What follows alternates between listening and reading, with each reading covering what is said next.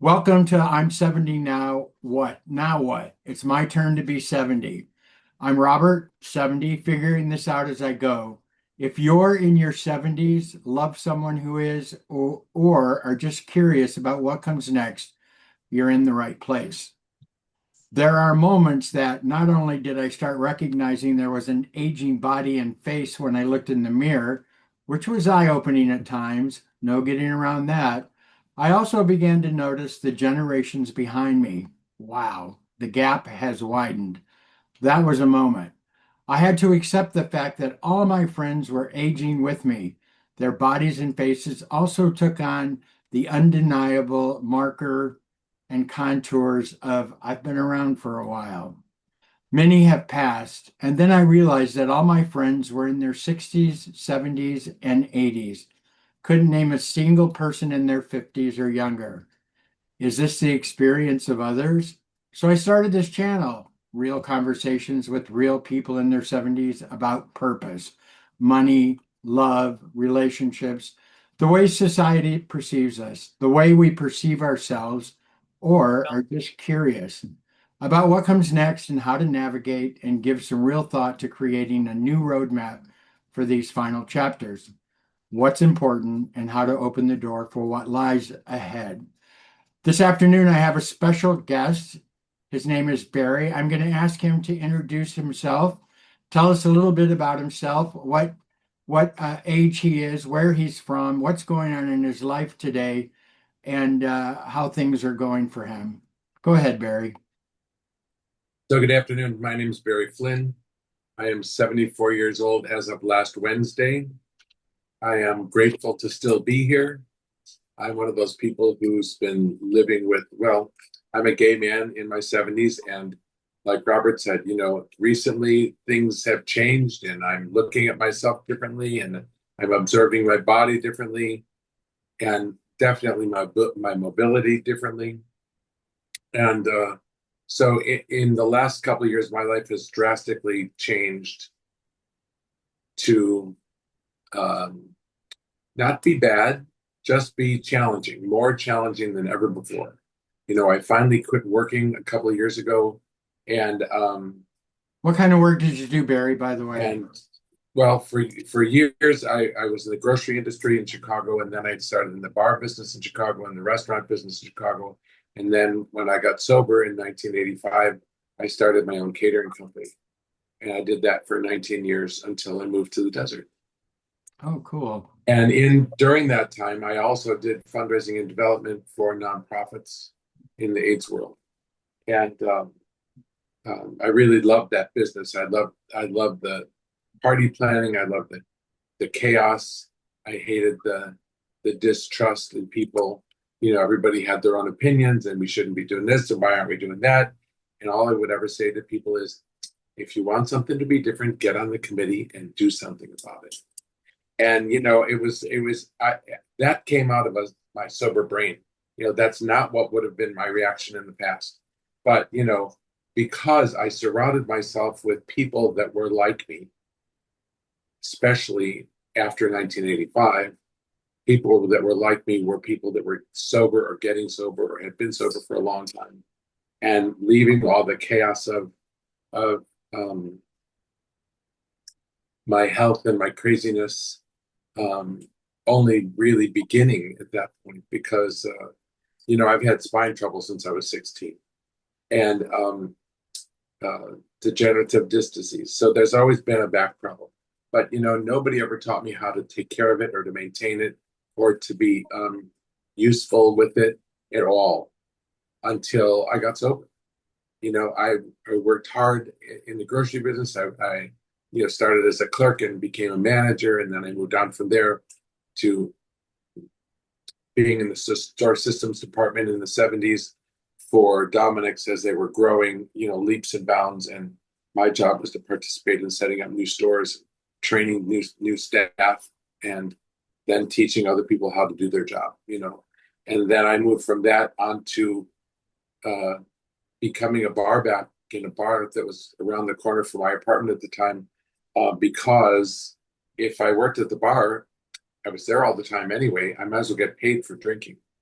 And so my first gig there was I helped with a Memorial Day barbecue, and then I became the doorman, and then I became a bar back, and then I became a bartender, and then the bar manager, and then we opened another bar, and it was just crazy. It was I quit working for Dominic's, and I remember my father saying, this was 1980. He said, "Are you sure you want to do this?"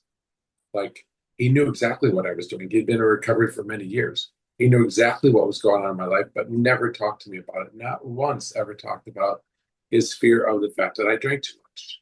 Yeah. And this was a big part of my life that I was in total denial of for so long. 20 years of hiding it and not being honest about it with the people that were really in my life. Yeah. The fact that my life was I went to work and I lived to drink. Yeah. And it wasn't that I lived to find a husband. It wasn't like I was always looking for a date. Because as it turned out, I had several really good options of that in my days, especially at the end of that, because I was really in love with the man that I had actually known since I was in fifth grade. And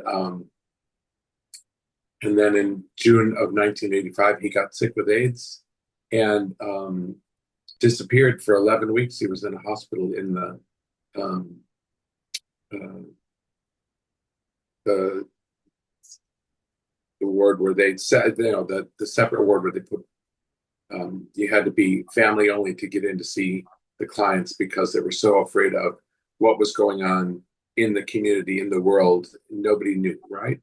It was early. And in Chicago, this was really the early part. I had known people before that had passed that I had been close to, but none of them were people that I had been partnered with or that I had been sexual with. But sure, certainly parted with over the years. And So what year did you move to Palm Springs? I came out here initially in 1996. My friend Tom, who was one of my customers for years at the bar, and we got sober a month apart. And he had come out here to retire. And when I was really sick in 1996, he sent me a plane ticket for Christmas and said, "Come out here and get warm." So I came actually at Valentine's Day. And my roommate and I came out here together. And we landed in Ontario Airport and drove in from Ontario. And that all worked out really well. And we had a nice trip for the most part. But, as we were coming through the pass into the desert, I just was in awe. I had never been here. I had no idea what it really was like. I just thought Palm Springs was a beautiful little town with palm trees and lots of people and a large gay community that were people that were my age were coming here. And at that point, I realized how many people I knew that lived here already. Yeah. So in the next 5 years, I came more and more and more. And then I got well, and then I changed my job in Chicago. I cut my catering company way down to only being caterer for Sidetrack, which is the big gay bar in Chicago. And I had been doing that for over 10 years at that point. And I took the job as the director of the Gay and Lesbian Chamber of Commerce in Chicago. So let me ask you this, because I arrived in Palm Springs in 1999, and I met you, it seems like shortly after that. So a lot of time has passed. And by the way, you've I hate to say this, you've aged very well, as we say. I mean, I know people always ask that, but let me just ask you something. As you approach 70, I know for me, the big thing was that number is big. It's the biggest number I've ever had in my life for a birthday. But what surprised you the most about life after 70? Once you hit 70, what surprised you the most? So when I hit 70, I was in bad physical health. I have what's called spinal myelopathy, which is the progression of the disease that I've been living with for all these years. And basically what was happening was my spine was getting calcified and pinching all the nerves for my entire body. And so I was getting numb and I was losing strength in my legs. And one day I almost put the car through the garage, and because I didn't hit the pedal right.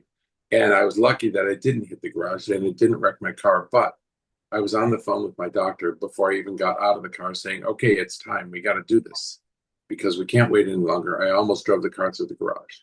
And he said, okay, well, within 72 hours, I was having conversations with a surgeon in LA at Cedars-Sinai, and at least with his office. And then within a few more days, I was in LA meeting the doctor for the first time and going through and having a whole series of new pictures and MRI and CAT scan to make sure that he had all the current information. And I sat down with this man, and he only had maybe an hour to look at things before we met, and he had a whole plan worked out. And he was very clear, and he showed me all the pictures, and he talked about everything that was happening and why everything was happening, and said, and we can fix this. And I said to him, okay, so the last time I had anybody talk to me about my spine was the year before I moved to Palm Springs. And the surgeon who now is actually working in Palm Springs, he was at Northwestern. And then he said, don't ever let anybody tell you that they can fix you, because your spine is not fixable. And so the new doctor said, well, in 2000, 2001, 2002, the things that I do now were just research. He said, but now they're reality. This is 2020. And it's come a long way, in 20 years. Yeah. And, they are doing things like using cadaver discs to put into new bodies, and fixing people. Yeah. And he said, this is not going to be easy. It will be a challenge, but I assure you that unless something major drastically happens with your spinal cord, you will walk again, and you will drive, and you will feel good, and you'll be able to walk around the grocery store. Well, unfortunately, I in the beginning I could do that, but as time has progressed, the myelopathy is in check. But what's happening now is the neuropathy that came from some of the meds I took back in the 90s is progressing from just not in my feet and my hands anymore, but it's coming up into my ankles and my calves. And that's what's happening now is the nerves and the muscles and the blood, the veins and the muscles in my legs are deteriorating. They're disintegrating. And so now you can see where there used to be solid calves. I always was told I had great gams. Now they're getting to look shriveled and weak, and they are shriveled and weak. So the challenge started and it got better for a while, but now it's getting worse. And the downside of this is that I have to keep my PMA, as I call it, my positive mental attitude, pushing me forward to make sure that I do everything I can to continue with my best life. Yes. So some of those decisions aren't easy. Right. And I can only imagine the challenges that you are facing and have chased. And like so many of us, we have health issues begin to pop up, but this is something that I don't think a lot of people face. So I'm really sorry to hear about that, but I'm really happy that you're making some progress and that you're hanging in there and you're keeping your positive attitude. Is there any point in time, what did you think 70 would feel like when you were 40? Did you ever think about that? I mean, go ahead. Well, when I was 40 years old, they had already told me twice that I was dying. Yeah. That my number was up and I had to get my affairs in order. And I thought, well, when I came here, being in my early 60s, my 50s, a lot has changed since I moved here in 2004. Yeah. And, a lot has changed. And, did you think you would make it this long? And well, I say, I'll have to say no. And I will tell you that when I made the decision to move to California, that was the first actual plan that I created for myself about my future. Because before that, everything I was doing was just moving, one step forward, one step forward. Like, okay, somebody asked me to do this now, I can do this now. And somebody wants me to do this now, I can do this now. And Yeah. I never planned about, okay, what's going to happen 5 years from now? Yeah. What is 5 years from now going to be like? Because I didn't ever have a plan. I Yeah. was always running by the seat of my pants. Yeah. Now, there were some good parts and there's some bad parts of that, but I always came out, right? I always came out, maybe not necessarily on top, but above the bottom and above Yeah. the middle, and made it good. And if I made a decision to do something, I put my all into it and gave it my best, and then never walked away feeling bad. Yeah. So let me ask you then, what is the one thing you got wrong in your 60s that you see clearly now? I I didn't save enough money. Hmm. Now, when I came here, the money that I was making when I first came to Palm Springs, I was on disability again. So, I was making about $1,600 a month maybe.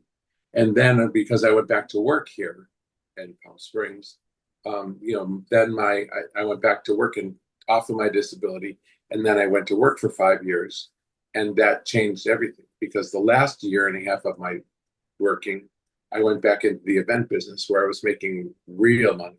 Yeah. And, in a year's time, I had made 3 years' salary, the 3 previous years' salary. So that made things better. But So what it also did was it really showed me that I couldn't deal with the stress of that business anymore yeah. because it was taking its emotional toll on me. And I got shingles. Yeah. And I had a lot of stress stuff before, but I never had that. The dreaded shingles. And Yeah. of course, it happened at Christmas time, and we had two big events going on, and my boss was just like, "You need to take care of this. You need to stay home and get well because this is a really big year for us, and I need you here. But you won't be doing me any good if you're passing the shingles around to other people on the job." Yeah. And so Sure. so that really gave me several weeks around the holidays to really focus on, okay, what am I really doing here? And how meaningful and powerful is this? Is this worth doing? Do I need to continue? Yeah, this guy that I'm working for is a friend of mine. Do I need to continue my promise to him or my commitment to him? Because he also made a commitment to me. And it's like, make my life better. Well, it was making my life better, but it was also stressing the hell out of me, which took its physical toll. Yeah. So, So I think that kind of leads into this question. What advice would you not give anymore, knowing what you know? um,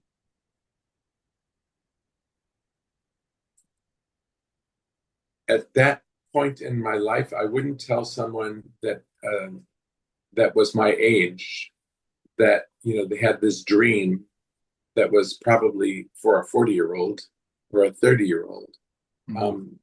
That maybe it wasn't such a smart idea. Instead of saying you can do this, which is my basic supportive line when someone's struggling with a decision, because I believe that any decision I've ever made, I made it happen. It might not happen, come out the way I wanted it, but for me, it happened and it was successful because I accomplished it.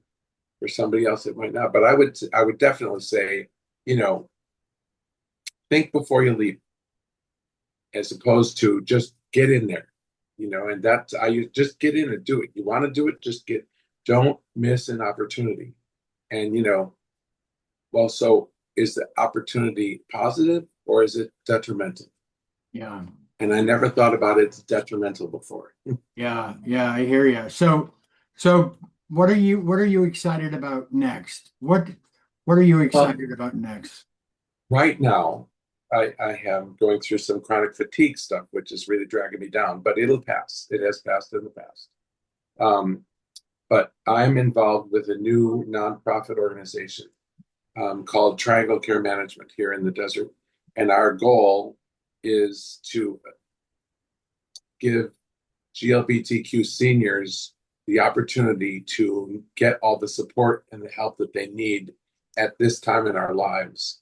Because many of us become single after 40, 50, 60 years. And, there's those people have been in these relationships where it's them, it's them against the world. And they didn't have big friend circles, and they didn't have, they weren't real social, and because they were a couple, because for years they had to protect being a couple. Well, now here living in paradise, you don't have to protect anything. In Palm Springs, you can be anything you want to be as long as it doesn't interrupt somebody else's life. And that's a good thing. People are pretty free to do what they want and be who they are. So what we're doing is we've created this organization to give safe and comfortable support to the people of our community that are in need, which means, even if it's just a coffee buddy or lunch buddy or some socialization or someone to drive you to appointments or to help you do your shopping or prepare your food or live in your house, and in the future, we're looking at having our own facilities that will house these people so that when they need to have continuous care, they can be in a safe place and end their lives in dignity. How wonderful is that? And taking on new purpose with this organization that you guys are creating. My hat is off to you. I applaud you. Another reason for me to get back to Palm Springs. Wow, that's fascinating. We're going to have a private phone call about all that. Let me ask you one last question, and then you can tell me anything that you want to tell me. What is the single most important thing at this point in your life?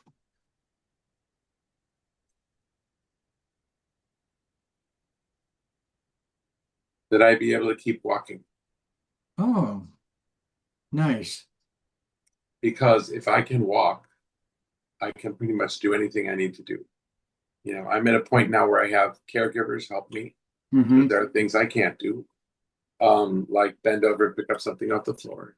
But I moved into a new home that I bought a couple of years ago, and designed my kitchen to be my kitchen. For the first time in my whole life, I have designed my own kitchen to be exactly the way I wanted it set up, and it so works, and it's great for entertaining. But the problem is now I can't entertain because I don't have the energy. I have a stool that I use that's got a seat on it like a saddle, and on the front of it, it has a handle so I can reach for the handle and hold it so I don't fall on my ass when I sit down.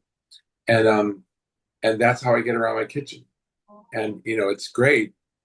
Unfortunately, it's ruining my floor, but it's great. And the rest of it can be fixed. Yeah. I brought this premium vinyl tile, and they said it's going to be fine. It's not, nothing's going to hurt this. Blah, blah. Well, guess what? It's not working right, and so unfortunately, the product's not made anymore. So there's no more warranty. Yeah. Yeah. And anyway, but that's just life happening in life. Yeah. The reality is, yeah, if I can continue to walk, that means I can continue to drive and keep my independence. Keep your independence. Still, for all of us that have lived any individual life, that have been the kind of people that we have been, where we go out and we get what we need and work hard for it and get and accomplish things. Mobility is key. Yeah. Mobility in your brain. Yeah. And I watched my mother go into Alzheimer's after being a very successful mother and then becoming an even more successful real estate agent for 18 years and traveling around the world and really enjoying her senior living, Sure. and then all of a sudden she buys a house at 70, and then she goes and gets hip surgery on both of her hips when she was 78, and then her mind starts going. Yeah. I really like that clause, enjoy your senior living. That seems to be a goal of mine right now. And I wanted to ask you one other thing without mentioning any names. How is your health care working out? Are you satisfied?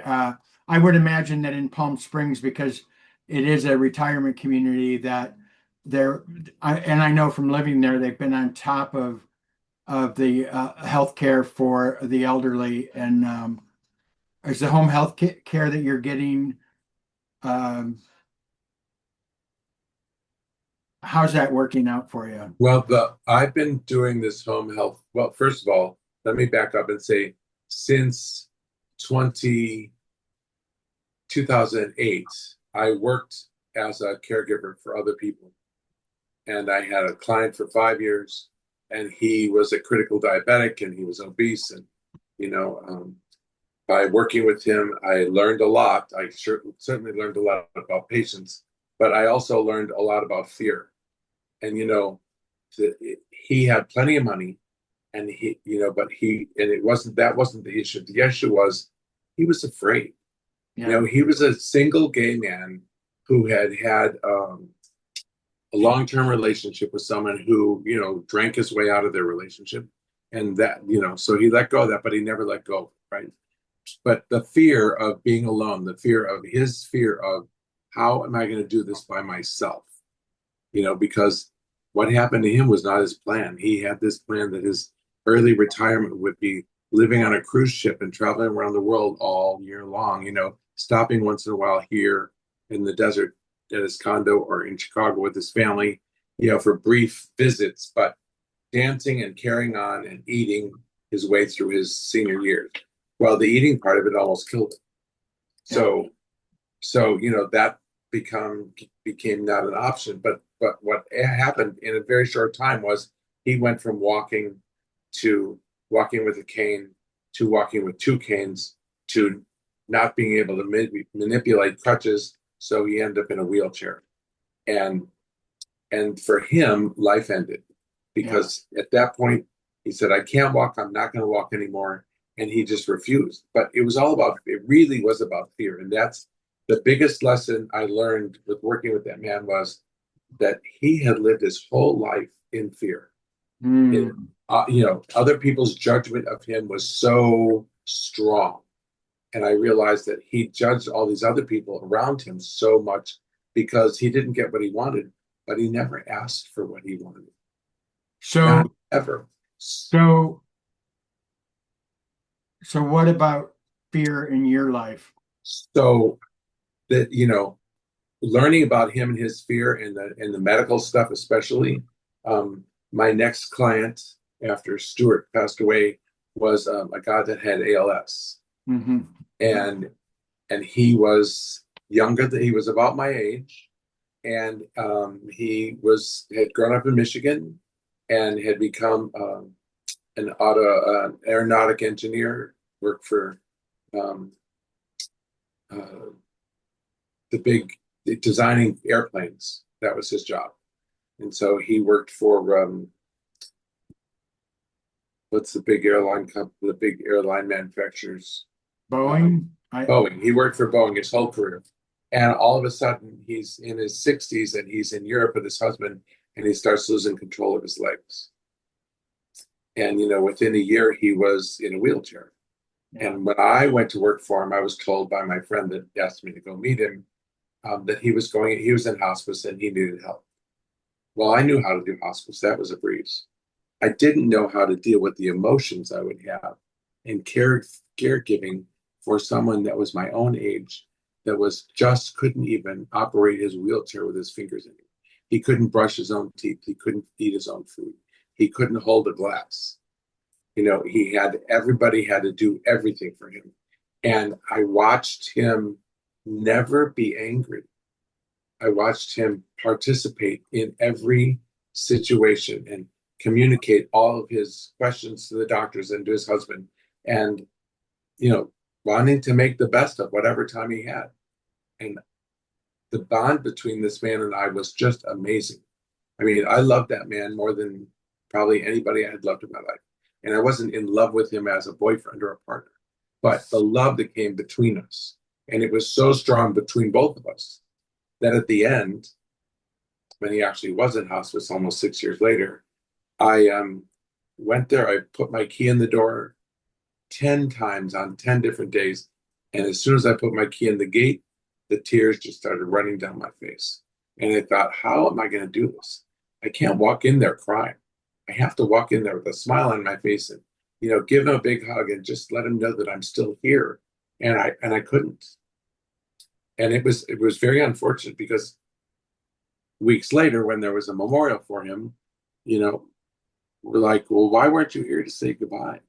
And, when I told people, they were like, I held mine back until I walked out the door. Well, I couldn't. I couldn't get in the door and hold my feelings back because that's how, and his husband was the only person that really understood, because, they were really a match and they really loved each other. How And beautiful. then after that is when I went and had my back surgery. And I think that a lot of the lessons that I learned from those two men really gave me the courage to do what I had to do to get through the surgery and to trust. There it is. There it is. It's that big word. Fear and trust are always hand in hand. That's right. You know,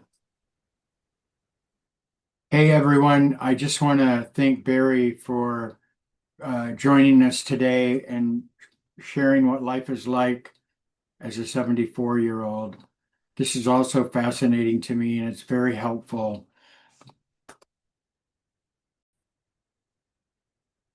I feel kind of silly saying this, but if you could like, subscribe, and leave a comment, I would be greatly appreciated. Thank you.